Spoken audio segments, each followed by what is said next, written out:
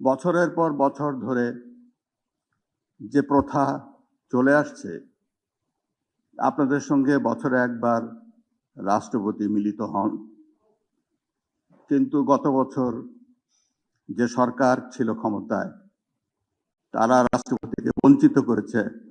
আমি দুঃখের সঙ্গে আজকে আপনাদের সামনে উপস্থাপন করছি।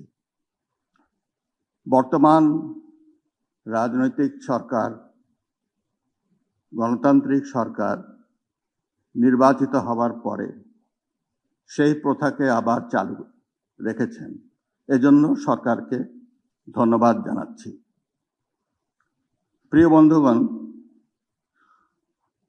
আজকের সভায় আপনারা প্রত্যেকেই নিজ নিজ প্রশাসনকে, জেলা প্রশাসনকে আপনারা প্রতিনিধিত্ব করেন, বিভাগীয় কমিশনারগণ তাদের নিয়ন্ত্রণ করেন।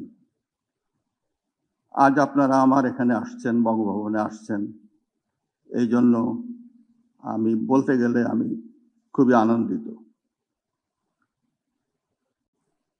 2026 সালে বঙ্গভবনে আপনাদেরকে আমি স্বাগত জানাচ্ছি।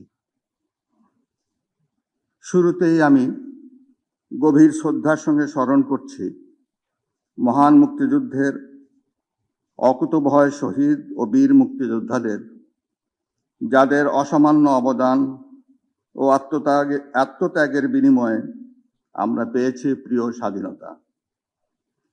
তাদের এই আত্মদান চিরদিন আমাদের জাতীয় জীবনে প্রেরণার উৎস হয়ে থাকবে।